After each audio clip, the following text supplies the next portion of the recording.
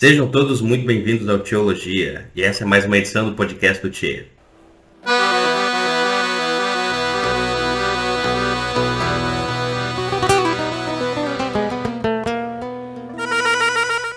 Na edição de hoje, nós vamos conversar sobre um assunto que já é muito tratado nas mídias, nas redes sociais, nas igrejas, mas que é um assunto importante de revisitarmos sempre que pudermos. O assunto é sobre feminilidade cristã ou feminilidade bíblica. A nossa convidada de hoje é a irmã Naná Castilho. A irmã Naná, ela é enfermeira pediatra, ela é professora na Faculdade de Enfermagem da Unicamp, ela também tem mestrado e doutorado na área também de saúde. Ela é casada com o irmão Luiz desde 2008 e ela também tem 2 filhos, Esther e João. Ela, depois de algum tempo, em meio a algumas transições intensas na vida dela, ela decidiu criar um blog voltado para mulheres cristãs com o objetivo de promover o evangelho, de escrever conteúdos para que abençoe as mulheres cristãs assim como ela. E em 2020, a irmã Naná, ela começou um trabalho de lives no Instagram com a chegada da pandemia, e a partir daí ela não parou mais. As lives se tornaram cada vez mais constantes e ela criou ali no Instagram o seu canal Filipenses 4:8 e já tem aí mais conteúdos além do blog. Filipenses 4:8 no Instagram, também tem no YouTube e todos os outros meios de comunicação como o Spotify e o Deezer. Esse papo vai ser muito interessante, esse papo vai ser abençoador, com certeza. E o meu desejo é que você seja abençoado pelo tempo que vamos ter aqui de conversa com a irmã Naná, tá ok? Então, após a vinheta, eu e a nossa irmã iremos conversar sobre feminilidade bíblica. Até daqui a pouco.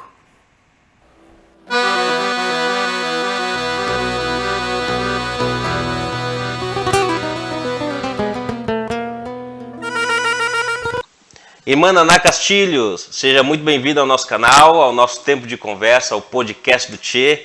Para nós é uma alegria recebê-la aqui para conversar sobre esse assunto importante, principalmente nos nossos dias. E eu tenho certeza, a mais absoluta certeza, de que Deus vai nos abençoar e que esse tempo de papo também vai abençoar aqueles que vão nos escutar, que vão nos assistir. Então seja muito bem-vindo, muito bem-vinda e que esse tempo seja joia para nós. Amém, muito obrigada. Obrigada, Leandro, mais uma vez pelo convite. Para mim é um prazer poder estar aqui e desejo de coração que o podcast do Tchê continue sendo uma ferramenta, um instrumento bastante usado pelo Senhor na nossa comunidade. Agora a tecnologia tem permitido. Existem muitas formas de fazer um uso péssimo da tecnologia, Exato. Mas existem muitas formas muito boas também, né? Então, iniciativas como essa eu sou bastante entusiasta, então desejo que continue a ser um grande instrumento e ferramenta nas mãos do Senhor para crescimento e edificação. Amém. Agradeço pela oportunidade e o convite de poder estar aqui também. Joia, Obrigada. Joia. A alegria nossa em recebê-la aqui no nosso tempo. Irmã Naná, para introduzirmos o nosso tempo aqui, eu gostaria de ouvir um pouco sobre o seu testemunho, sobre como Deus tem lhe usado no avanço do reino. Se apresente para nós, para que os nossos espectadores possam lhe conhecer melhor e saber o que tu tens feito aí para abençoar o pessoal. Certo, vamos lá. Bom, eu sou casada com o Luiz Castilho, nós temos 2 filhos, a Esther tem 11 anos e o João tem 9. Nós moramos aqui no interior de São Paulo, mais especificamente em Jundiaí. E eu sou enfermeira como profissão. E desde muito cedo na minha formação eu percebi que o meu desejo maior dentro dessa área maior de atuação era a docência. Eu sempre gostei muito do ensino, a parte acadêmica, ensino, pesquisa. Então, desde muito cedo também ingressei nessa área por meio de iniciação científica, logo depois da graduação já emendei o meu mestrado, enfim, segui carreira acadêmica, concluí o doutorado e tal, e fui fazendo a minha formação nesse sentido. Hoje eu trabalho como docente na Faculdade de Enfermagem da Unicamp, trabalho como professora associada lá desde o ano passado, fui promovida por conta do concurso lá de livre docência, né? Então esse ano eu sou a professora associada ali em meio período e tenho feito isso. Na verdade, eu entrei na Unicamp em 2015, antes passei por outras faculdades particulares, sempre dando aula, sempre ensinando, sempre tendo isso como a minha maior paixão. E dentro da igreja, eu cresci num lar cristão, então me converti acho que por volta dos uns 10, 12 anos por aí, me batizei com 14 anos, mas sempre estive muito envolvida na vida e na cultura eclesiástica e desde cedo também me inseri em vários ministérios. Então, já fiz de tudo que dá para imaginar que uma menina que cresce na igreja faz, né? De dar aula no cultinho, de dar aula no cultinho, até liderança de adolescentes, tocar no louvor, reger coral infantil, todas essas coisas. E gosto de falar isso, embora eu não faça nenhuma dessas coisas atualmente, porque muitas vezes a gente tem aquela preocupação em relação aos nossos dons e acha que a gente precisa descobrir logo o nosso dom para então começar a servir. E o meu processo nesse caminho, ele foi muito natural. Eu vi o que tinha para fazer e fazia. A gente serve. É isso que a gente é chamado para fazer, né? Então eu servi, até que surgiu o desejo e a vontade de começar a ensinar também dentro da igreja. Então, por meio de alguns convites no começo muito espaçados para falar para um grupo de adolescentes, para falar para um grupo de jovens, eu comecei a me inserir na área de ensino dentro da igreja, comecei a gostar muito disso e fazendo uma história que é meio longa, mais curta, a partir de um certo momento comecei a ver nas redes sociais e na internet uma ferramenta poderosa para isso também. Então criei um blog chamado Coisa Nossa no começo, em 2010, faz muito tempo que eu estou por aqui, e ele era só um blog, eu escrevia só, né? E durante muito tempo ele foi só isso mesmo, só voltado para a escrita. Em 2018 eu vim parar no Instagram, e quando eu entrei no Instagram eu mudei o nome de Coisa Nossa para Filipenses 4:8, porque pensar em tudo que é excelente, digno de louvor, ele sempre esteve como o carro-chefe, ou o mote de tudo aquilo que eu planejava para o blog. Então assim surgiu o Ministério Filipenses 4:8, com o objetivo de instruir, edificar, encorajar mulheres cristãs, independente da sua localização geográfica, mas com algum DNA brasileiro. Sim, acho que muito isso bom. também é importante. E assim, com os anos, né, de 2018 para cá, especialmente com a pandemia, ele começou a crescer bastante e ganhar alguma, não sei se visibilidade é o termo, mas acho que sim, por conta das lives que eu comecei a fazer durante a pandemia, quando todo mundo se viu muito engessado e com medo do coronavírus. Surgiu a ideia na minha cabeça de fazer uma série de lives em que a gente meditasse sobre os atributos de Deus, porque à medida que a gente medita sobre quem Deus é, e a gente vai ver isso hoje aqui também, quando a gente medita sobre quem Deus é, a gente também, muita coisa vai para o lugar. Sim, né? Não só as circunstâncias, como o nosso papel e tudo mais. E a partir daí eu digo para você que eu praticamente não parei mais. Então, hoje eu tenho muita clareza de um chamado mesmo de Deus para estar presente nesse âmbito, ensinando mulheres, encorajando mulheres a viver Filipenses 4:8, transformado pelo Evangelho, onde quer que a gente esteja, em qualquer papel transitório que eventualmente a gente possa desempenhar. Bem. Acho que esse é uma mistura de testemunho com o ministério. Muito bom, muito bom. Eu acho que na pandemia foi a época que a minha esposa conheceu o teu trabalho, conheceu através das lives. Eu lembro que era todos os dias, bem cedinho, se eu não me engano, nós levantávamos e ela ia direto para o Instagram para ter o tempo devocional dela e ela assistia as tuas lives. Eu acho que a maioria também das mulheres cristãs que se viam na mesma situação que tu acabaste de dizer também, foi nesse período também que começaram a se aproximar mais das redes sociais, até porque não tinha para onde correr, né? A internet estava ali e não tinha para ir para a igreja, não tinha encontro de mulheres, não tinha. Então a internet serviu como uma boa ferramenta para nos mostrar muita coisa boa. Mas como tu disseste também, muita coisa ruim. No entanto, a gente deixa as coisas ruins de lado e vai em busca das coisas que são melhores para nós. Exato, é o uso redimido, né? Das coisas boas que Deus tem nos dado. Exatamente. Acho que sim. E a propósito, para você que está nos assistindo, o Instagram, o blog e também o canal do YouTube da irmã Naná vão estar aqui na descrição. Você pode ir lá depois conhecer mais o trabalho dela. Irmã Naná, sobre o tema proposto, a feminilidade, feminismo, deixe-me ser mulher. Qual é a importância de nós voltarmos ou revisitarmos esse assunto para que tenhamos uma melhor percepção, uma melhor cosmovisão sobre isso? Olha, eu acho que é engraçado, né? O assunto sobre feminilidade bíblica é um assunto que eu tenho visto cada vez mais que ele desperta, parece que 2 polos, principalmente entre as mulheres. 2 polos, ou uma completa obsessão ou uma completa rejeição. Porque a gente tem falado tanto sobre esse assunto, feminilidade bíblica, que as mulheres que têm uma completa obsessão, elas caem num erro de achar que a Bíblia é sobre, não que a Bíblia é sobre feminilidade, mas que a Bíblia para a mulher, ela é sobre feminilidade. Então a gente tem que folhear as páginas da Bíblia e procurar o que se aplica a mim, como mulher. Então eu começo a procurar quem são as mulheres da Bíblia, porque eu quero aprender sobre as mulheres da Bíblia. Eu começo a criar na minha cabeça, querendo ou não, e esse é um outro dano também, estereótipos acerca da feminilidade bíblica, criando uma caixinha na qual todas as mulheres, então, para viverem a feminilidade da forma como ela é bíblica, elas precisam se encaixar. E isso faz com que mulheres que eventualmente não se encaixem nessa caixinha migrem para o outro polo, da completa rejeição. De achar que isso é um tremendo de um exagero, que eu não vou ser aquelas mulheres de roupa florida e babado, e que eu não me encaixo nesse padrão, e que então não é para eu falar sobre isso, e dá até um certo arrepio falar sobre feminilidade. Ou as mulheres veem livros sobre feminilidade bíblica e falam, mais um que vai me ensinar submissão, mais um que vai me ensinar alguma coisa assim, e isso cria um distanciamento, e na verdade nem um polo nem o outro são bíblicos, nem saudáveis. Então, para mim, a importância da gente revisitar esse tema e tratar sobre feminilidade bíblica é muito voltado àquela importância que a gente tem de ensinar as verdades de Deus a respeito da nossa vida, a respeito de quem Deus é, a respeito de como Deus criou a mulher, a respeito de como Deus criou a humanidade e tudo mais, para que com base nessas verdades a gente possa interpretar todo o resto. É muita questão da cosmovisão, como você falou.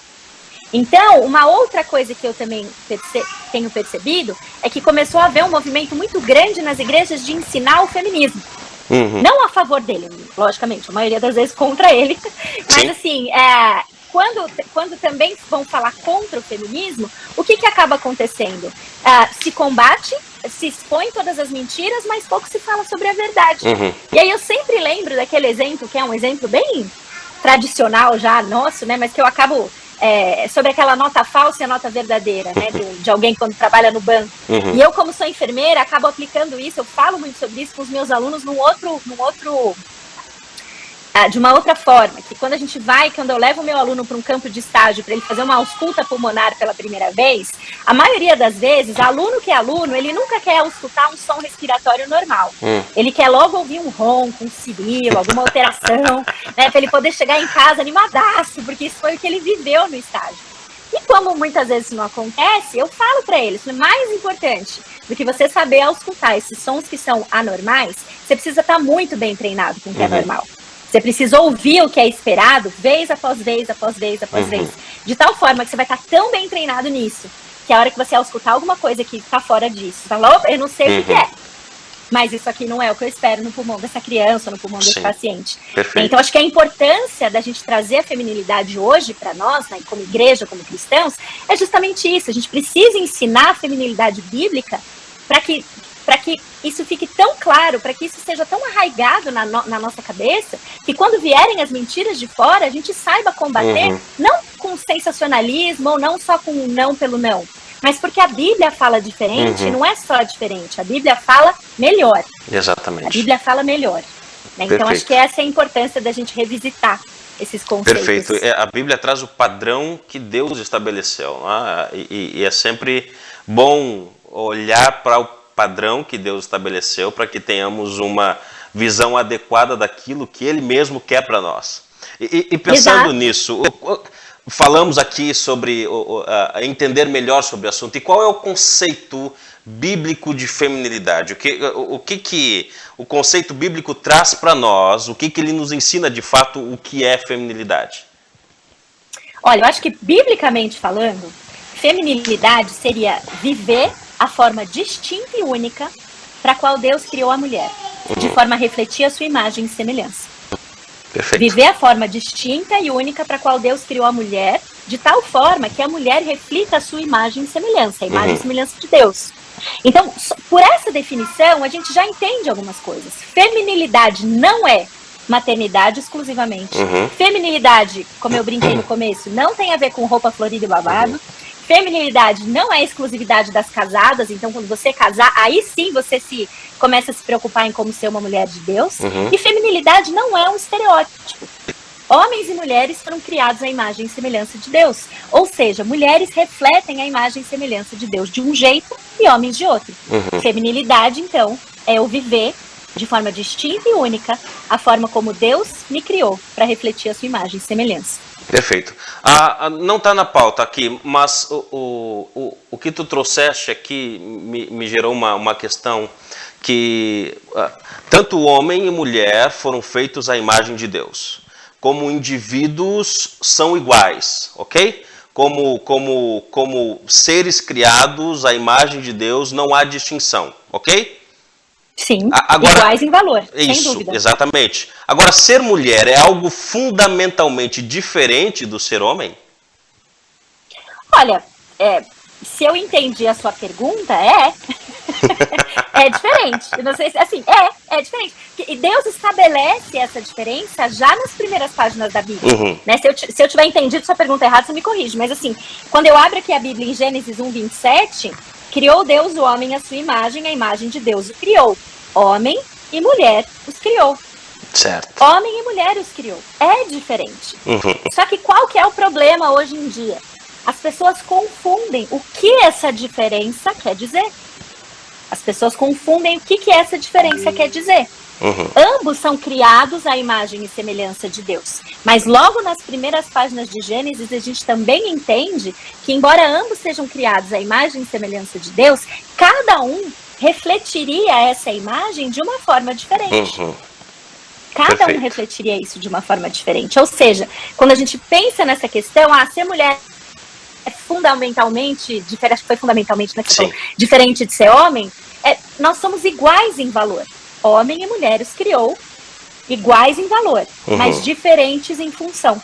Perfeito. Diferentes em função.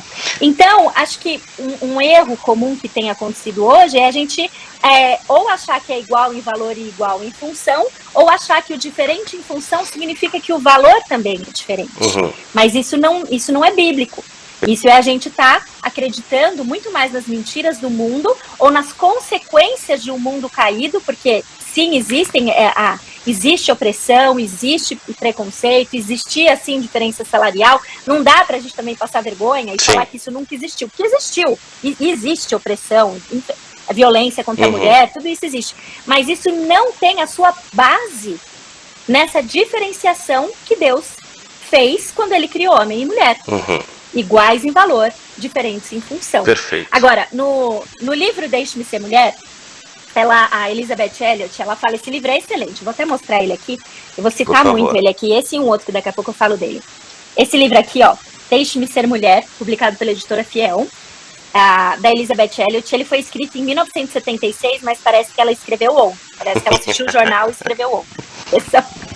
A impressão de tão atual que é. Exato, não, é muito legal, assim. E ele tem um formato leve de leitura, porque eles são cartas que ela escreveu para a filha dela quando ela estava para se casar.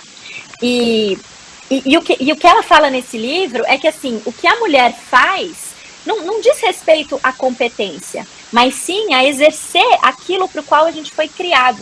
E eu achei isso interessante, porque a gente não usa de forma adequada algum instrumento, algum objeto, se a gente não sabe para que serve. Quando eu estava pensando um pouco nisso, eu lembrei que em uma das mudanças de casa que eu fiz, eu já mudei bastante de casa, em uma delas, eu estava para abrir uma caixa de mudança, e daí eu peguei a caixa, estava sem alguma coisa fácil, eu queria um estilete, alguma coisa assim, mas eu não tinha um estilete próximo de mim para eu conseguir abrir aquela caixa, tentei arrancar daquela forma mais, né, selvagem, também não consegui. E aí eu olhei para o lado, eu estava perto das coisas do Luiz, meu marido, ele é engenheiro, e eu olhei e ele tinha um negócio, que eu ia perguntar para ele, eu esqueci. Eu acho que é taquímetro, é um instrumento de precisão. É uma das coisas assim mais que são usadas na engenharia para você medir com muita acurácia, muita precisão mesmo, aí o nome, alguma coisa. Ou seja, ele é um instrumento extremamente delicado. E eu olhei para aquilo e falei, mas isso aqui tem cara de estilete, eu acho que serve para isso. Peguei e fiz um rombo na caixa e deu certo. Aí eu fiquei toda animada, falei, deu certo, vou começar a abrir uma aqui depois da outra. Quando ele chegou na sala e viu que eu estava usando aquilo como um instrumento para abrir, ele oscilou entre o pânico e um riso descontrolado. Ele falou, eu vou ter que tirar foto e mostrar para os meus amigos, porque assim, pegar um instrumento de precisão para fazer uma coisa tão grosseira, que é você rasgar um papelão, ele falou, é muito assim, é você olhar para o objeto e não ter noção do motivo, para que ele serve, né? E eu me lembrei disso, porque eu acho que muitas vezes na feminilidade a gente acaba fazendo exatamente isso. Se a gente não sabe para que nós fomos criadas, a gente acaba usando essa feminilidade de uma forma totalmente deturpada. Sim. E a Elizabeth Elliot, no livro dela, ela vai dizer exatamente isso. Ela diz mais ou menos assim, que o dom e a habilidade especial de cada criatura define também as suas limitações. Ou seja, um estilete ele é feito para cortar, então ele vai fazer isso muito bem, mas eu não consigo, se eu quiser fazer uma trança no cabelo da minha filha, eu não vou usar um estilete para dividir o cabelo na metade, né? Da mesma forma, esse instrumento de precisão não é uma boa eu ir lá abrir caixa com ele. Né? E aí ela cita o exemplo do passarinho. Ela fala que o passarinho ele aceita o peso que é ele ter que carregar suas asas, quando ele entende que na verdade são justamente essas asas que faz com que ele seja livre, com que ele voe alto, com que ele alcance o mundo, com que ele alcance o céu. E eu achei isso muito bonito, poético e prático. A mulher que aceita as limitações que a feminilidade traz, e hoje em dia é até delicado a gente falar de limitação, mas a mulher que aceita as limitações que a feminilidade traz, encontra nessas mesmas limitações os seus dons, a sua vocação especial, aquilo que você foi criada para ser. Você encontra na feminilidade as suas asas, que de fato te carregam para uma liberdade perfeita, que é viver debaixo da vontade de Deus. Perfeito. Então, isso para mim, eu acho que quando ela traz isso no livro, é assim é libertador de ver o quanto isso é real. Né? E muitas vezes a gente foca só no peso, porque a gente não está entendendo que o plano de Deus é melhor. Porque a gente foca só na asa e não foca em quem criou a asa. Sim. Quem criou o passarinho, na verdade, né? Perfeito. E é claro que, de novo, o pecado deturpou tudo isso. Tudo isso. E hoje existe, sim, opressão das mulheres, é errado, cego e até cruel dizer que esse tipo de coisa é invenção de um movimento ideológico. Mas isso não dá para nós o direito de achar que a solução para este mal está em nós ou na subversão dos papéis. Mas sim, justamente da gente voltar para a origem dos papéis e em quem criou os papéis. Né? Certo, perfeito. A minha pergunta, essa da diferença fundamental entre homem e mulher, ela foi exatamente isso, para mostrar que, de alguma maneira, Deus nos criou diferentes em suas funcionalidades, nas suas funções, não em valores. E o que eu vejo, e o que eu escuto, e tu até pode comentar e até me corrigir se eu estiver errado, o movimento feminista, em certo sentido, ele vem para tentar colocar a mulher de pé de igualdade com o homem, em todos os sentidos. Tá? É o que eu percebo. Então a pergunta ela foi para mostrar que, em alguns sentidos, em algumas funções, não é funções, mas de certa forma Deus criou o homem de uma forma, Deus criou a mulher de outra forma, mas essas formas diferentes de criação não anula a imagem que os dois têm de Deus. Não sei se tu está conseguindo entender. Sim. Então, os dois... Então, assim, sim. Não, por favor. Não, é que eu acho que talvez a resposta correta seja o sim e o não. É fundamentalmente diferente? Não no sentido de que ambos são criados à imagem e semelhança de Deus, mas sim no sentido de que um e outro refletem essa imagem e devem espelhar essa imagem de formas diferentes. Exatamente, perfeito. Então, isso, né? Isso, exato. E como é que a gente consegue... Tu falou bastante e de forma excelente o teu argumento. Agora, como é que a gente consegue combater esse ativismo tão grande do feminismo tentando empurrar, e aqui eu vou usar uma expressão talvez forte, goela abaixo, que as mulheres são iguais aos homens e que elas precisam trabalhar nos mesmos cantos que os homens estão trabalhando, precisam fazer tudo que o homem faz? Olha, eu acho assim, eu acho que o feminismo ele tem vários movimentos, várias ondas diferentes, né? E no começo, a luta feminista, ela era, assim, de colocar homens e mulheres em pé de igualdade no que diz respeito à equiparação salarial, a direito de exercer a mesma função no trabalho e ser remunerado igual por isso, coisas desse tipo, né? Só que hoje a gente já evoluiu para uma coisa que, assim, pensar que o feminismo quer homens e mulheres em pé de igualdade já não é, acho que eu nem vejo mais que é exatamente por aí que o feminismo vai. O que eu tenho visto cada vez mais é que o feminismo tem massacrado os homens, no sentido de que é o matriarcado agora. Chega de patriarcado, agora é matriarcado. E a hora que você fala, não é mais patriarcado, é matriarcado, então eu não quero igualdade, eu quero ser superior. Né? Então, é isso que, assim, a coisa se perdeu. Um movimento que, se em algum momento teve reivindicações lícitas, em algum momento da sua história, né, quando a gente estuda mesmo todas as ondas e tal, a gente vai até ver que existem algumas coisas que a gente pensa que são lícitas, mas assim, o que acaba acontecendo? De novo, quando a gente pega um problema, por exemplo, mulheres são oprimidas, mas a gente entende esse problema de forma errada, ou seja, mulheres são oprimidas porque os homens são opressores, a solução... Opa, peraí. Caiu. A solução vai ser buscada de forma errada. Então, é claro que não é tão cartesiano assim, mas se a gente for pensar bem, o que acontece? Ok, qual é o problema? Mulheres são oprimidas. Qual é a origem desse problema? Os homens oprimem. Então, qual é a solução? Vamos acabar com os homens. Vamos destruir os homens e vamos buscar nossa liberdade a todo custo. Né? Qual é o problema? O problema é que as mulheres não conseguem florescer todo o seu potencial porque estão dentro de casa e não podem trabalhar. Como que eu entendo isso errado? Eu entendo que então as mulheres têm que sair do mercado, têm que sair de casa e trabalhar a qualquer custo. Então, quando eu entendo um problema errado, a solução é buscada de forma errada também.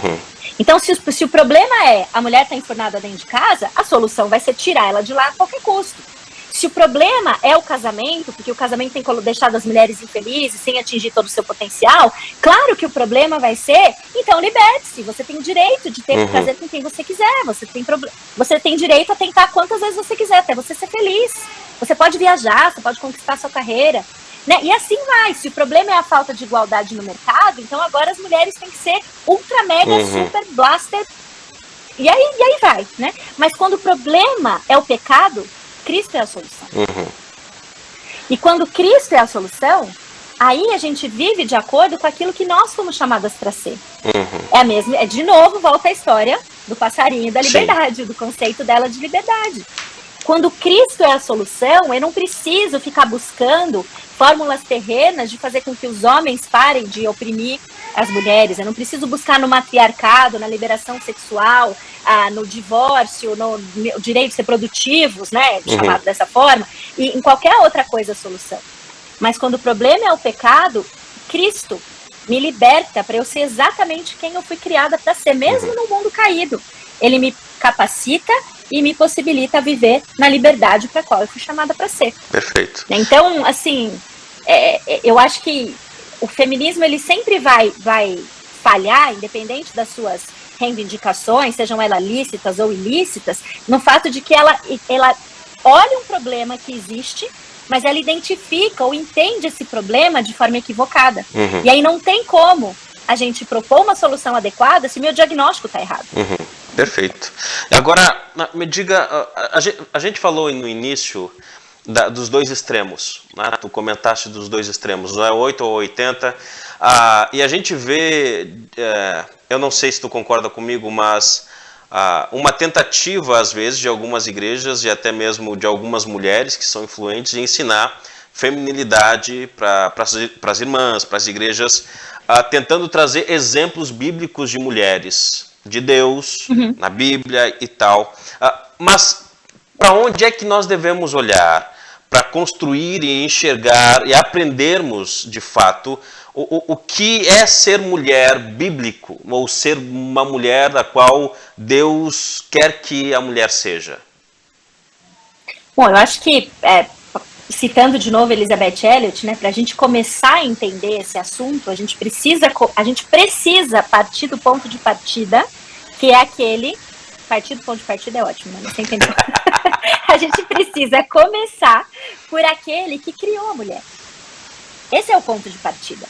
E muitas vezes a gente erra, eu acredito que a gente tem errado o alvo, assim, com uma intenção boa, mas a gente começa da metade e a gente junta um grupo de mulheres e começa a estudar a feminilidade direto nos papéis, direto, e que acabam facilmente, sob esse ângulo, virando estereótipos, ao invés de começar por quem Deus é. Porque daí, quando eu entendo quem Deus é, e eu compreendo o Deus que eu tenho, o Criador de todas as coisas, os seus atributos, tudo aquilo que ele criou e por que ele criou, eu entendo por que nele eu consigo atrelar a minha alma, que também é como a Elizabeth Elliot coloca ali. Quando ele é tudo o que eu entendo e aprendo que ele é por meio do estudo da teologia, eu entendo também que tudo que ele faz é bom. E se tudo que ele faz é bom, ele também é soberano. E se ele está no comando de tudo, ele também está no comando da minha feminilidade. Ele precisa estar no comando dos detalhes da minha vida. Ou ele não está no comando de nada. Ou ele está no comando de tudo, ou ele não está no comando de nada. Então, para a gente começar a entender essa construção de feminilidade bíblica, talvez a gente precisa dar um passinho para trás e entender que antes da gente falar sobre a mulher, a gente precisa conhecer o Deus que criou a mulher. E a gente precisa tomar muito cuidado com novidades. Não só movimentos de fora da igreja, mas movimentos dentro da igreja também. Porque as novidades que surgem... eu descobri aqui alguma coisa que agora é nova e que vai revolucionar a forma da gente ver a mulher. Eu revolucionei isso, revolucionei aquilo. Novidade nem sempre é uma coisa boa. Para situações tão fundamentais assim, a gente precisa se ancorar em alguma coisa bem estabelecida, numa coisa confiável. E isso a gente encontra em Deus e na sua palavra. Então, vou construir o significado bíblico de feminilidade. Meu ponto de partida é entender quem Deus é e entender que a sua palavra é autoridade, que a sua palavra é clara, que ela é necessária e que ela é suficiente para instruir a gente em tudo aquilo que a gente precisa saber para viver a nossa vida de uma forma que o vá glorificar. Perfeito. Para a gente construir o significado bíblico de ser mulher, eu preciso começar pelo Evangelho. Pelo Evangelho. A gente não pode começar para nada na nossa vida. A gente não pode pegar um assunto e olhar, abrir a Bíblia e começar a pensar informações sobre ele ali sem entender a história toda, sem entender o livro todo. Porque quando a gente entende o livro todo, entende o Evangelho, a gente vai ver que tudo na Bíblia é sobre Jesus Cristo. Não é sobre nós. Não é sobre a minha felicidade, não é sobre a minha realização. É sobre Cristo e o quanto nele eu sou plena. O quanto nele eu tenho vida abundante. O quanto nele eu morro para mim mesma. Morro para os meus desejos, morro para as minhas vontades. E a partir daí, Cristo é quem me define em tudo. Seja o homem, seja a mulher. Seja o homem, seja a mulher. Então, muito antes da gente entrar na questão, e a mulher? Tem muita coisa para eu entender.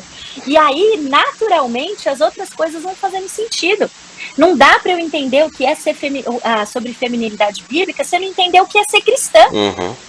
Se eu não entender o sacrifício de Jesus por mim. Se eu não olhar para 2 Coríntios 5,17 e entender que Deus me criou agora. Se eu estou em Cristo, eu sou nova criatura. Eu sou nova criatura mulher. E essa nova criatura mulher caminha progressivamente em santificação e tem muita coisa para mudar na vida. E em muitas delas são coisas que os homens também têm que mudar. Só que parece que a gente sempre está focando ali nos quadros, querendo pensar coisas. Falando, não, mulher, então, Provérbios 31, é isso. Provérbios 31, Tito 2, 1 Pedro 3. Né? E na verdade tem muito mais coisa. E aí eu termino talvez aqui minha resposta citando de novo a Elizabeth Elliot, que inclusive depois nesse outro livro aqui, que é muito bom, chamado Mulher Atípica, Livre, Plena e Chamada em Cristo, da editora Fiel também, escrito pela Abigail Dodds. As duas ecoam algo que para mim é o que faz muito sentido. Ser mulher não me faz um tipo diferente de cristã. Mas ser cristã me faz um tipo diferente de mulher. E quando eu entendo isso, eu falo, puxa, então a feminilidade bíblica ela só faz sentido quando eu já estou compreendendo muito bem o que significa ser cristã. Então o ponto de partida é o Evangelho. É saber quem Deus é entender sobre Deus, para que daí eu entenda que eu posso nele atrelar a minha alma, porque tudo que ele faz é bom. E depois que eu entendi tudo isso, que eu já estou me esforçando e crescendo em santificação, aí eu vou entender que existem partes, sim, que são específicas, mas elas não são dissociadas ao fato de que eu sou cristã. E porque eu sou cristã, eu também sou uma mulher diferente. Perfeito. Eu acho que isso é importante, o que tu falaste, porque começar a ensinar sobre as coisas de Deus, precisa-se começar com o Deus dessas coisas. E como tu disseste, precisamos começar em Deus, ver os atributos, ver como é que Ele fez as coisas, como é que Ele quer que nós andemos, e então eu acredito que depois nós podemos ver as personagens, né, de como Deus as utilizou para o seu próprio propósito, e de como elas se colocaram diante de Deus, de maneira entendendo as suas funções, as quais o próprio Deus deu a elas. Eu acho que não o contrário. Vamos começar por Esther, por Ruth e tal, porque, como nós temos falado aqui, eram mulheres, pessoas pecadoras também. Elas erraram em algum momento por causa dos seus pecados, não eram perfeitas. No entanto, Deus as utilizou. Então é por isso que eu concordo contigo que precisamos começar com Deus, tanto o que é ser homem, o que é ser masculino, precisamos começar com Deus, a partir daí, então, construir ou entender o que Deus quer para o homem e consequentemente, para a mulher. E eu lembro de uma... Abri um parênteses aqui no papo. Quando eu me converti, já tem um bom tempo, e eu fui para me preparar em outro estado, uma igreja, eu sempre escutava a seguinte frase, quando tinha algumas coisas para fazer e tal... Aí onde tinha um grupo de mulheres, tinha um grupo de homens, aí pediam para algum homem levantar alguma coisa de pesado e tal, ou fazer algum tipo de serviço braçal. E eu sempre escutava, não, tem que ser homem, porque onde tem mulher, onde tem homem, mulher não forceja, ou mulher não faz esse tipo de trabalho. O que tu acha desse tipo de frase, desse tipo de ensinamento? Tu achas que isso pode proteger a mulher dentro das suas funções e eu posso dizer aqui limitações, e ajuda o homem a entender o seu papel, ou tu acha que isso pode ser algo prejudicial, de maneira que não deixa com que a mulher faça algumas coisas e mostre para o homem que deve privar essas mulheres de não fazer essas coisas? Olha, eu não sei se eu consigo chegar a uma resposta definitiva para essa pergunta, porque assim, eu acho que existem pessoas e pessoas que vão falar isso. Quando você estava começando a contar a história, eu estava pensando aqui comigo, né? Quando você ainda estava contando, eu estava pensando, nossa, que beleza, esse é um lugar bom para estar, porque isso é uma coisa que eu não gosto, é fazer força. Agora, isso não significa que eu não possa fazer força. Né? Então, eu acho que talvez, em alguns momentos, as pessoas confundem algumas coisas. E é engraçado que essa questão específica da força física que você está falando, né? A gente combate isso com unhas e dentes, mas a verdade é que as mulheres, elas são fisicamente mais fracas, né? Não frágeis no sentido... Não frágil no sentido de inferior, mas elas são... É só você olhar o trabalho de parto que você vai entender que a mulher realmente ela é capaz de uma força. Com certeza. Que não tá, né? Mas, então assim, só que ao mesmo tempo, a Bíblia fala sobre os homens exercerem a função de proteção também e tal. Então, assim, para esse exemplo que você está dando, eu acho que existe a possibilidade de que, sim, alguns homens falem isso no sentido mais de denegrir a mulher e fortalecer uma masculinidade muito mais estereotipada do que aquela masculinidade que protege e que cuida do que qualquer outra coisa. Mas, ao mesmo tempo, existem as pessoas que falaram isso porque realmente não... Entendeu? Aqui em casa, muitas vezes, se tem alguma coisa de alguma força maior que tem que fazer, eu não preciso nem pedir, meu marido vai fazer pra mim. Se algum dia ele não estiver aqui, eu vou fazer. Mas se ele tá aqui e ele faz pra mim, eu agradeço. Eu aprecio isso. Como um gesto de cuidado, como um gesto de proteção. Não que isso signifique, não, deixa eu ir lá porque ela é fracote, porque ela não vai conseguir, porque ela não vale nada. Entendeu? Então, acho que é sempre é muito mais uma questão da gente alinhar o coração. Mas é que hoje a gente tá numa cultura que eu acho que deixou isso, assim, completamente... inflamado, né? Então, assim, furou o pneu do carro. Teve um dia que furou o pneu do meu carro e eu tava comentando, acho que não lembro, acho que em algum contexto do meu trabalho, eu cheguei a comentar, assim, aí, ainda bem consegui ligar pro meu marido, ele chegou rápido e tal, não sei o quê. Por que você mesma não trocou? Eu falei, não. não, entendeu? Assim, não porque eu não é, entendeu? Eu não sei se é uma questão de capacidade, mas ele foi. Eu poderia ter aprendido? Poderia. Ele poderia ter falado pra mim, se vira, você é mulher, mas você consegue, vai, você é empoderada, você é capaz e tal. Mas ele foi, fez pra mim, eu fiquei super grata e acho que isso não... Eu acho que se a gente entrar nesses comentários como questões isoladas do que define a masculinidade ou a feminilidade, a gente corre o risco grande de cair no estereótipo. Sim. Tipo, a mulher não faz força e o homem é o que... Sabe? Eu acho que não é muito por aí. Eu acho que a masculinidade e a feminilidade bíblica, elas vão muito além da questão disso, entende? Perfeito. Eu acho que... consegui... Sim. Eu acho que tu disseste uma coisa também importante, que depende do coração da pessoa. Eu entendo que isso também pode ser... dependendo da motivação que levou a pessoa a dizer aquilo ou fazer aquilo, vai ser pecaminoso ou não. Né? Por exemplo, como tu disseste, aqui em casa também tem coisas que eu não deixo que a minha esposa faça para que ela não tenha o trabalho.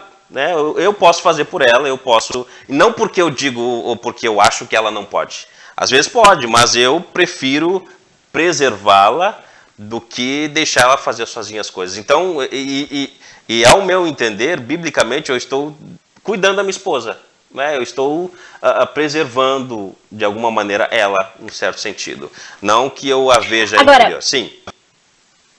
Não, mas aí, assim, eu entendi o que você... Mas, assim, só complementando, desculpa te interromper, eu estava lendo esses dias um livro de um autor homem que estava expondo suas dificuldades em relação ao fato de que ele tem uma doença neurológica que faz com que ele seja completamente impedido de usar os seus 2 braços. Ele não consegue fazer força no braço. Uau. E por conta disso, ele tem uma família de 4 filhos e ele nunca trocou uma fralda, ele nunca conseguiu segurar nenhum dos seus 4 bebês no colo. Quando eles saem de carro, a esposa dele tem que abrir a porta para ele, tem que fechar, entrar no carro, afivelar o cinto de segurança dele, etc.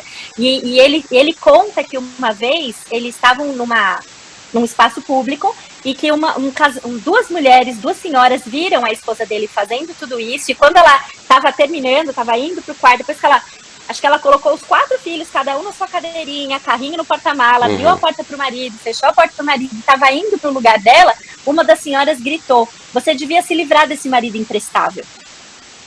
E aí ela falou para ela alguma coisa do tipo... Diz que ela calmamente respondeu alguma coisa em relação a... ele tem uma deficiência, ele não consegue mexer os braços. Mas que ela entrou no carro e começou a chorar depois. E aí eu fico pensando que quantas vezes, claro, imagino e até espero que essa senhora, né, não seja cristã, a que falou isso, mas assim, será que a gente tá... É isso que significa masculinidade, então? O marido, ele se torna imprestável quando ele fisicamente não é capaz de ajudar a sua esposa, quando ele não consegue fazer força, ele então se tornou imprestável, porque masculinidade é definida pela força. Tá vendo como é tudo muito complicado, e dentro da igreja a gente tá estereotipando também. E aí o marido que de repente não tem essa força física e não consegue, ele não tá exercendo a função dele como marido, porque ele não tá fazendo tarefas de força. Perfeito. Isso então, é importante, assim, faz também. muito a gente pensar que talvez a gente esteja perdendo muito, criando estereótipo. Criando estereótipo. Do que o liderar, do que o proteger, do que o servir sacrificialmente, do que o ser uma auxiliadora, do que ser uma criadora, geradora de vida significa. Porque a Bíblia traz, sim, os papéis. A Bíblia fala do esposa, do mãe, do discipular as nações para homens e mulheres, fala de hospitalidade para homens e mulheres, fala dessas coisas, mas também tem as questões específicas. Sim, perfeito. Né? Então, perfeito. A gente precisa tomar cuidado para esse estereótipo não ficar forte demais. E aí, essa questão da força, talvez eu encerraria com esse exemplo também, sabe? É uma questão da motivação do coração. Sim, exatamente, perfeito. Agora me diga uma coisa, tu acha que essa luta das feministas, vamos colocar assim, que talvez não entendam eu não sei se tu conheces alguma cristã ou irmãs que são feministas, que lutam pelos ideais feministas. E eu não sei se a gente poderia falar um pouco também aqui sobre a diferença entre feminismo e feminilidade, antes de eu fazer essa pergunta aqui. Mas tu pode complementar uma com a outra. Tu acha que essa luta das feministas, né, que a gente vê aí, os ativismos, e tu falou das várias ondas, é uma luta para serem mulheres de verdade, para serem reconhecidas como mulheres, ou tu achas que é mais uma luta para se libertar de um padrão estabelecido por Deus, que elas entendem que de alguma maneira Deus as criou diferente, e elas querem se libertar desse padrão que para elas é um estereótipo que não é aceito pela sociedade? Bom, eu acho que talvez tenha de tudo, na verdade, né? Hoje em dia, quando a gente pensa no feminismo, o feminismo virou meio que uma bagunça. Você escuta cristãs que se denominam feministas falando, não, mas o meu feminismo é diferente. E aí é muito comum você escutar isso, não, mas o meu feminismo é assim, o feminismo dela, ele é muito progressista, o feminismo da outra é o feminismo diferente, eu só quero a igualdade, eu não quero essa liberdade, né, ou essa opressão, ou matriarcado pisando em cima dos homens e tal. Então as pessoas hoje têm definido tantos feminismos que no fundo a gente olha e fala, bom, o que é o feminismo afinal? Né? Então, a verdade que eu acho que tem percorrido e transcendido os tempos, as eras e as ondas, é que ele é um movimento ideológico, político, e que tem buscado a degradação, a subversão de muitos conceitos estabelecidos por Deus. Eu acho que talvez ele tenha começado com uma raiz lícita, em relação a um problema real que foi visto, a opressão das mulheres, mas ele, de novo, é aquela história. Você olha um problema real, mas você diagnostica ele errado, e por conta disso, todas as suas propostas de solução, elas vão caminhar em franca oposição àquilo que a gente acredita pela palavra de Deus. Então, se o problema é o pecado, então Cristo é a solução. Mas Cristo não se apresenta em nenhum momento, de nenhuma onda feminista, como a solução para nenhum tipo de opressão das mulheres ao longo do feminismo. É sempre justamente o contrário, é sempre a libertação de qualquer tipo inclusive de religião. Né? Então, de sistema de valores, ou de... Né, eu já conheci grupos feministas tão dentro desse tipo de filosofia ou de ideologia, que eles não falam Deus, eles falam deusa. Porque Deus é mulher. Para eles, Deus é uma mulher, né? Então, assim, aí você vê que a coisa está completamente...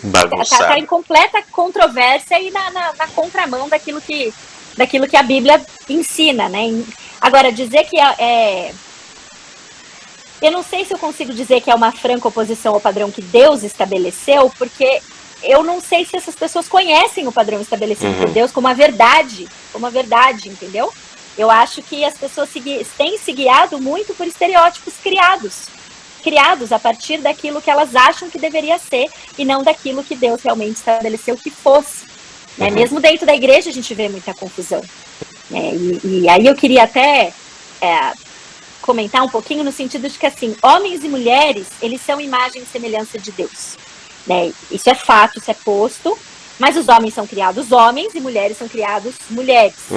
Mas quando a gente restringe o chamado que Deus tem para um e para outro, as suas diferenças, a gente acaba diminuindo o chamado dos dois. Quando a gente acha que o nosso chamado é viver como mulher e não como cristã mulher, voltando para a história da Elizabeth Elliot, e a mesma coisa para homem também, mas isso aí é um assunto com outro podcast seu aí com alguém. Falando especificamente da mulher aqui, a gente acaba diminuindo o chamado dos dois. Porque, assim, os homens, eles são chamados para ensinar seus filhos. As mulheres são chamadas para fazer discípulos. Os homens, eles devem ser hospitaleiros. As mulheres, elas têm que trabalhar arduamente e vice-versa. Só que para todos esses exemplos que eu dei, a gente é muito mais acostumado a ouvir o contrário. Que as mulheres ensinam os filhos, que os homens fazem discípulos, que as mulheres são hospitaleiras e que os homens é que trabalham. E, na verdade, a Bíblia não ensina isso para nós.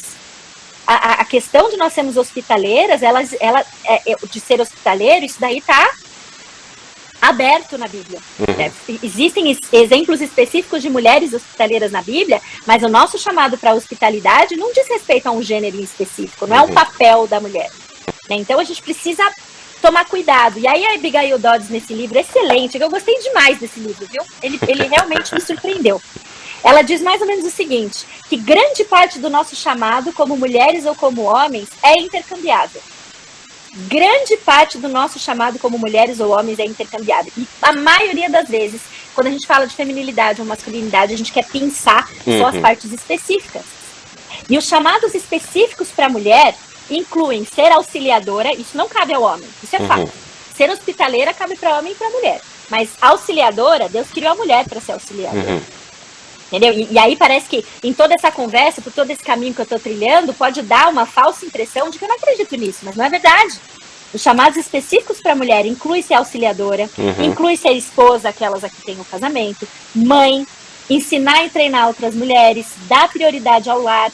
Tudo isso é específico sim para a mulher. Mas esses chamados que são específicos para a mulher, eles não são a totalidade do nosso ser como mulheres.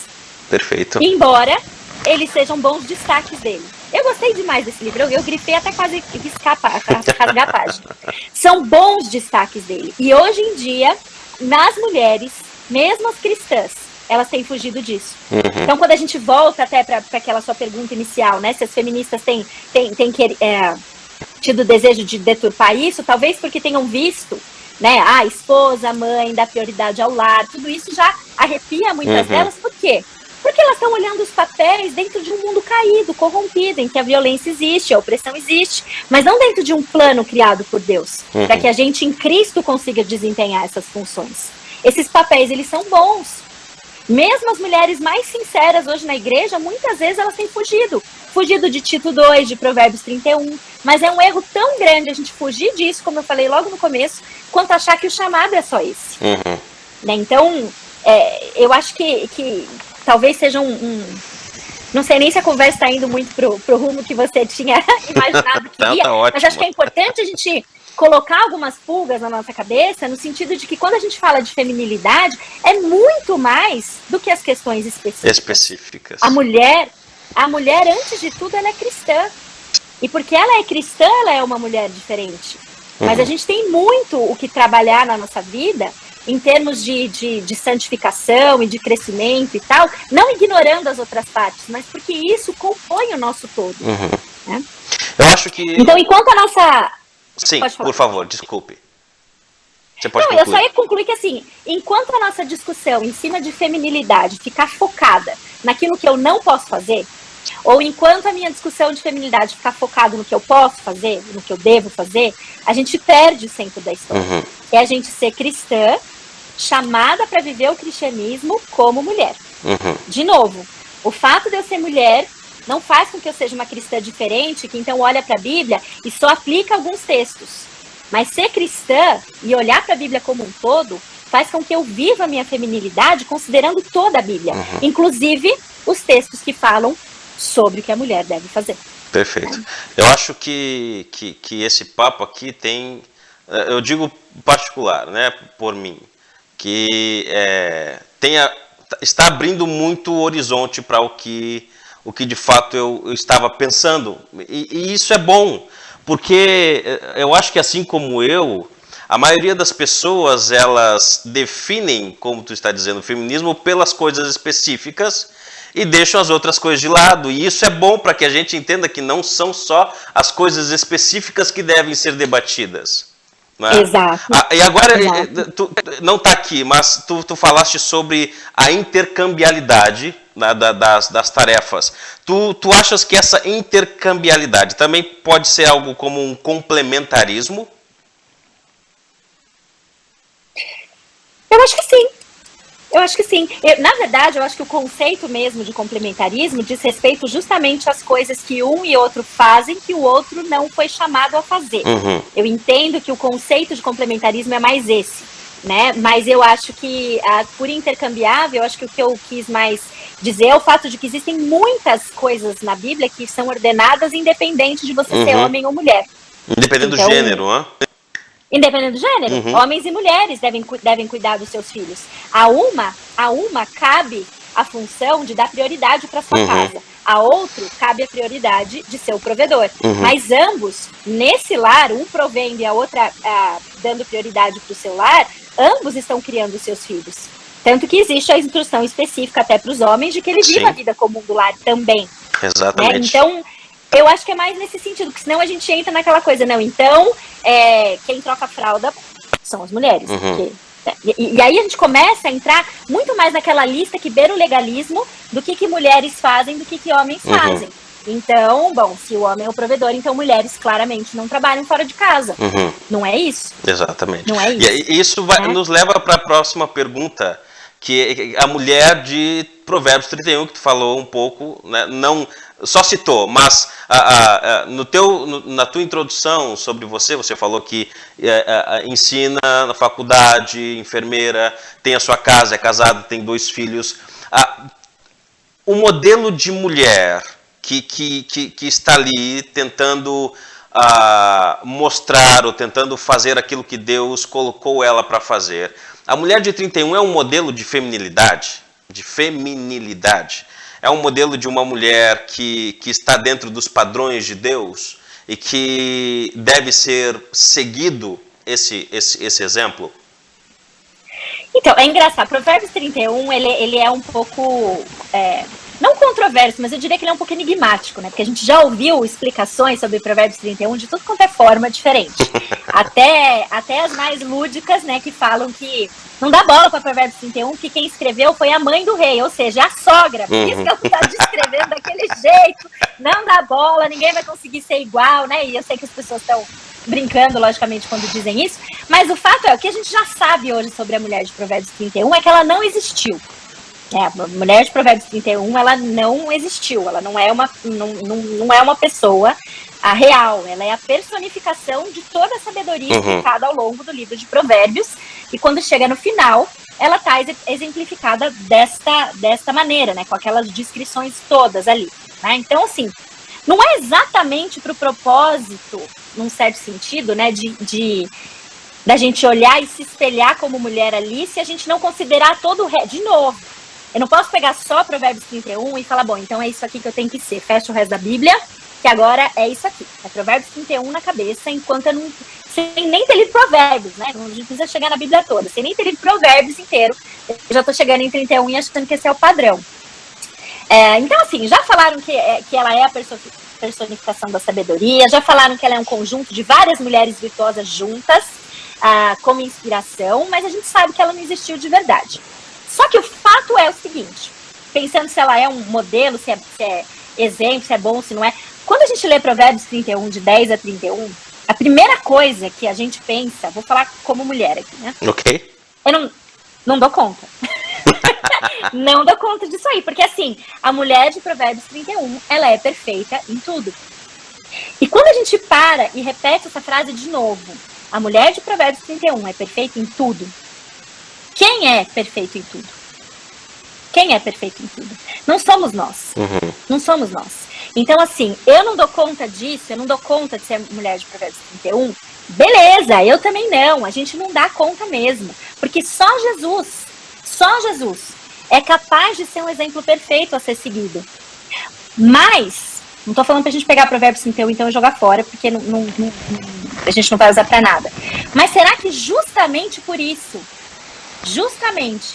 porque quando eu penso que a mulher de Provérbios 31, ela é perfeita em tudo, e Jesus Cristo é o único que é perfeito em tudo, e Provérbios não, é 1 Coríntios, deixa eu só ver aqui, 1 Coríntios 11, versículo 1, Paulo fala para nós sermos imitadores dele, como ele é de Cristo. Então a gente deve imitar Cristo. Então, ok, se ela é perfeita em tudo, Jesus Cristo foi perfeito em tudo, será que justamente por Jesus ser um exemplo a ser seguido, ela também não é um exemplo digno em princípio? Em princípio, né? Eu não devia imitar Jesus pensando que ele é perfeito em tudo? E outra coisa, não sei se está ficando claro para onde eu estou indo, mas assim, Jesus é a sabedoria de Deus. Jesus é a sabedoria de Deus. A mulher de Provérbios 31 personifica a sabedoria e Jesus é a sabedoria de Deus. Então, assim, essa ideia de que muitas vezes a gente tem de que a gente pode desprezar essa passagem, porque afinal de contas ela é utópica, ninguém vai chegar lá. Não, porque senão a gente faria isso com todo o resto. Senão a gente faria isso com todo o resto. A gente olharia para todo o resto da Bíblia e falou, não dou conta disso aí, tudo bem, mas Cristo deu por nós. E ele fez isso por nós mulheres também. Então eu não devo desprezar a passagem, mas sim reverenciar essas virtudes que ela representa. Só que aí quando eu pego Provérbios 31 e transformo num fardo e tento conseguir isso na força do braço, é lógico que eu vou ficar sobrecarregada. E não é à toa. Não é à toa, não dá conta. Né? Muitas falam assim, não, mas eu não consigo porque eu não tenho servas. Eu quero ser a mulher de Provérbios 31 porque ela tem servas. Se eu tivesse só as servas, estava bom. Aí eu já escutei alguém falando, não, tudo bem, mas você tem serva, sua serva é a Electrolux, a Brastemp, ou não sei o que essa mulher não tinha na época. Então você falou, bom, tudo bem, é verdade. E aí, nessa hora, então, para eu não correr o risco de transformar Provérbios 31 num fardo, eu preciso olhar para Jesus Cristo e entender que é nele que vem a minha força de, na verdade, até de querer ser essa mulher de Provérbios 31. Assim como todos os ideais de Deus, não é só Provérbios 31, todos os ideais de Deus que eu não consigo cumprir, eu descanso naquele que cumpriu todos eles. Jesus Cristo. Eu me tornar a mulher de Provérbios 31 não é o que vai me salvar. Eu me tornar a mulher de Provérbios 31 não é o que vai me redimir. O que me salva é a transformação que Cristo faz em mim. E essa transformação é tão grande que, como eu acabei de falar, eu posso inclusive começar a desejar ser a mulher de Provérbios 31. Perfeito. Ela é um exemplo. Ela não é redentora. Perfeito. Ela é um exemplo. Ela não é redentora e nem é um trecho isolado para que as mulheres passem a vida perseguindo só ele. Perfeito. Entendeu? Acho que para todos nós, né, tanto para mulher como para homem, Jesus Cristo é o referencial de perfeição, de que nós temos que buscar, de alguma maneira, nos esforçar para seguir o exemplo que ele deixou para nós. Né? De maneira que a mulher, em tudo aquilo que Deus deu a ela, tentar se esforçar de forma empenhada a fazer aquilo que Deus deixou para ela fazer. E da mesma forma o homem. Tanto nas coisas específicas que temos falado aqui, como nas outras coisas que não são específicas. Eu acho que se a mulher e o homem aqui tiverem esse foco, eu acho que a cosmovisão acerca do assunto vai ser melhor entendida por ambos. É isso. É isso. Então, eu acho que estudarmos sobre isso, e eu quero enfatizar aqui mais uma vez, como temos falado, não só as coisas específicas, porque só as coisas específicas vão nos dar problemas, como nós dissemos aqui, né? Vai ser problemático e vai gerar debates, conflitos e tal. E na verdade todo mundo sabe base, né? Exato. E na verdade todo mundo sabe o seu papel, né? No seu íntimo todo mundo sabe qual é o seu papel. Mais ou menos isso. Exato. E aí e pensar nessas várias outras coisas, isso muda a forma como nós vemos o papel tanto de um como de outro. Importante. E eu estou feliz por ter esse tempo de conversa contigo, porque tanto me fez olhar melhor para o todo da conversa, do assunto, do tema, mas eu também acredito que vai ajudar os outros que vão nos assistir a ter essa mesma percepção. E pensando nessas questões todas que estamos falando aqui, já passamos mais de 1 hora conversando e passou rápido. Eu falo demais. Eu nem vi o tempo passar. Me diga uma coisa. Opa.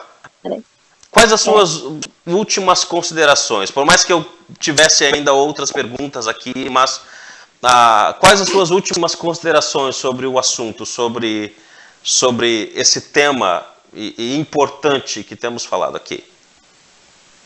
Bom, eu acho que assim, caminhando pro final, talvez um apanhadão aí de tudo que a gente falou, seria, eu fico pensando assim, como que a gente transforma tudo isso, todas essas ideias, esse emaranhado de ideias, numa coisa assim mais prática, não pragmática, mas assim, como que a gente ajuda as pessoas a buscar esse modelo de feminilidade bíblica? Porque também não é o objetivo desse episódio que as pessoas saiam pensando, tá, então não tem modelo, o objetivo não é gerar confusão, muito pelo contrário, mas é mostrar que a gente não pode ser tão pragmático no sentido de criar estereótipos e as caixinhas e falar, tá aqui uma coisa, tá aqui a outra, né?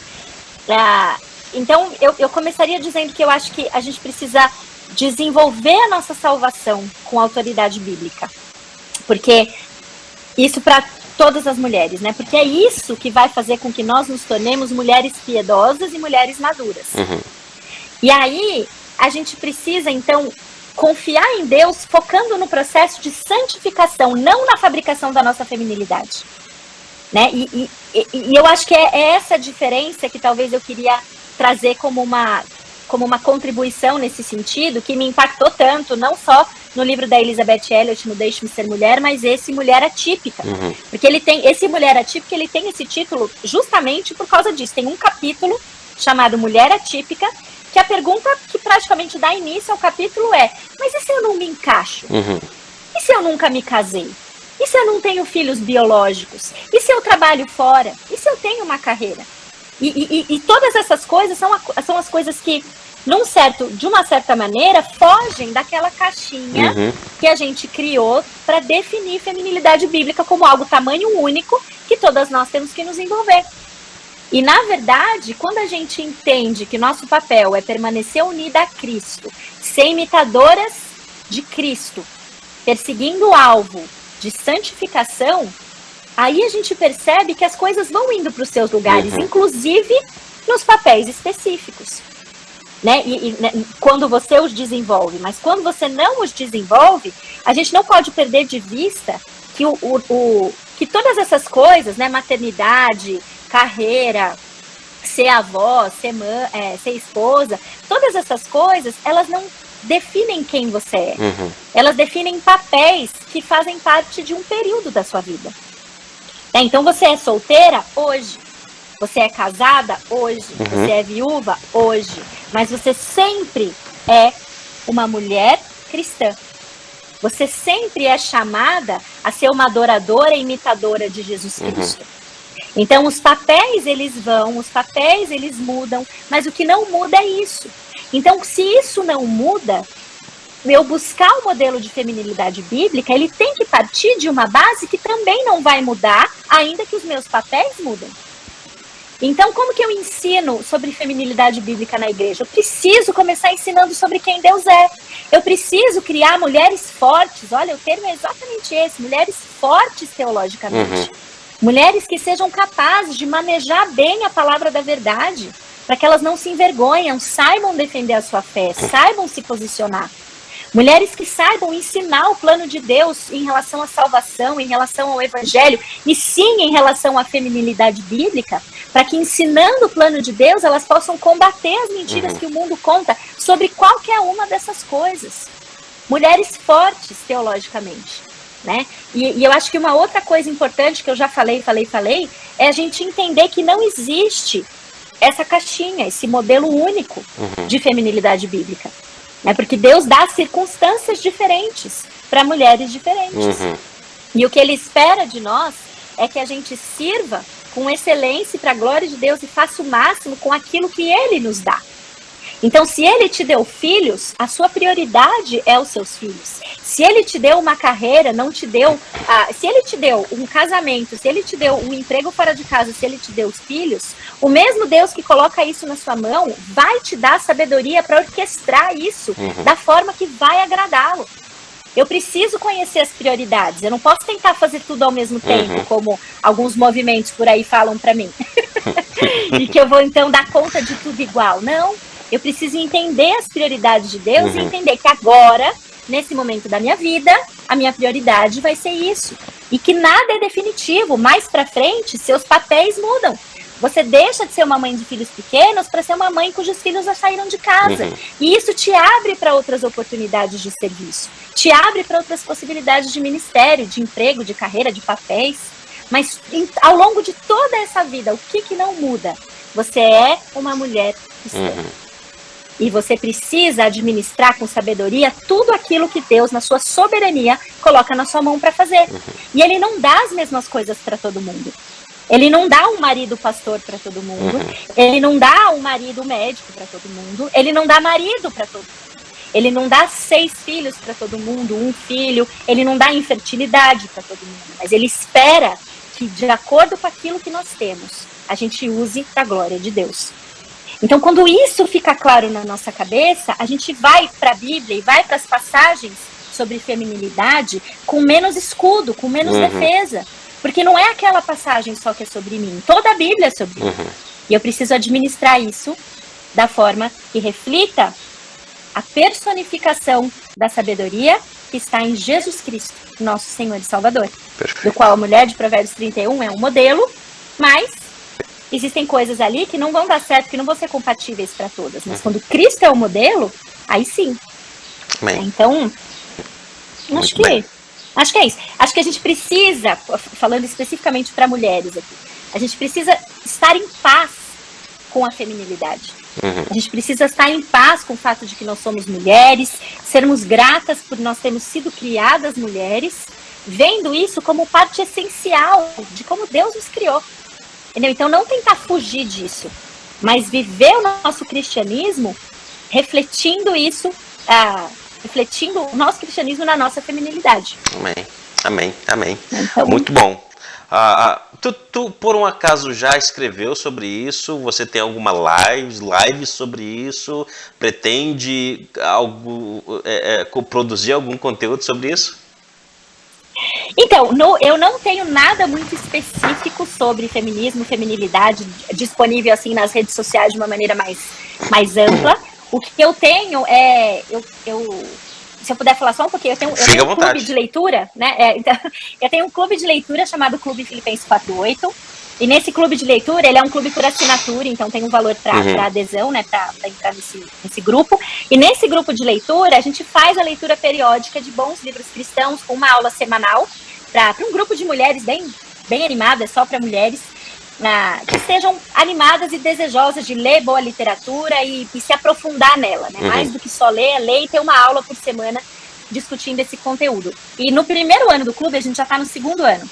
No primeiro ano do clube, não foi exatamente de propósito, mas acabou coincidindo que praticamente todos os livros percorreram o assunto da feminilidade. Inclusive o Deixe-me Ser Mulher, a gente leu no clube, foi o 2º livro.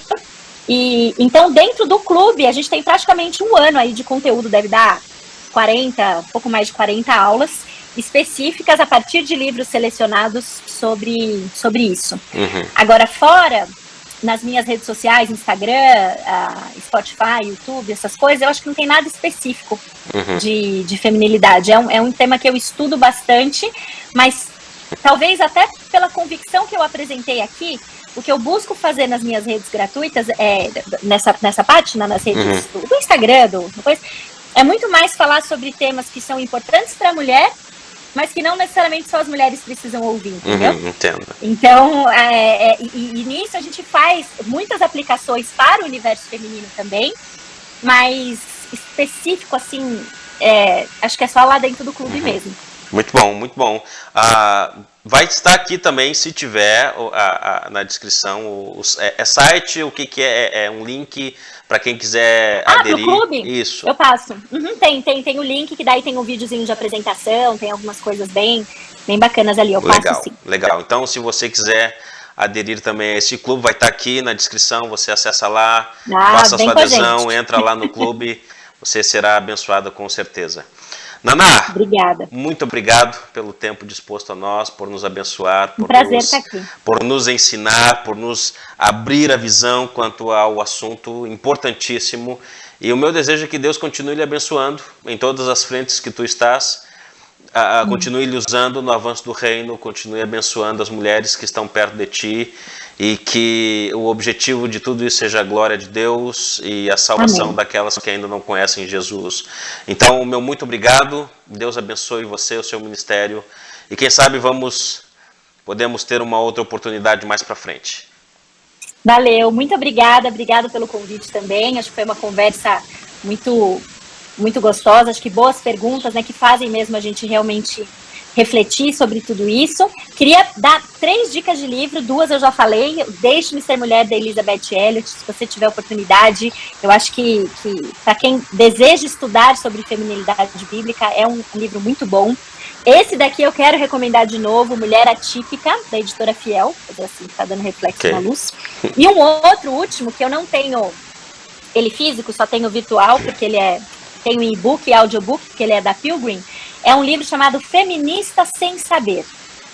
Esse livro é muito bom e mostra o quanto nós, dentro da igreja, mesmo as que não se denominam feministas, têm caído em algumas mentiras e olhado para a Bíblia com os olhos do feminismo e não o contrário. Olhar para o feminismo sob as lentes da Bíblia. Então isso tem feito com que se torne muito mais complexo o entendimento da feminilidade, da submissão, do casamento, do que ser auxiliadora significa. Enfim, uma leitura muito boa também, bastante provocativa. Perfeito, ótimo. Muito bem. Certo? Então, obrigada. Obrigado eu. Obrigada mais uma vez. E que Deus continue lhe usando para abençoar, como eu disse, as mulheres, os homens também. Eu acredito que tem homens que assistam com certeza, como eu já assisti algumas de suas lives junto com a minha esposa. Então, muito obrigado por nos abençoar e legal. Um forte abraço e Deus abençoe você. Muito obrigada mais uma vez, um abraço para você, um abraço para sua família e também para todo mundo que assistiu, que participou. Espero vocês lá no Filipenses 4:8, então, e até a próxima.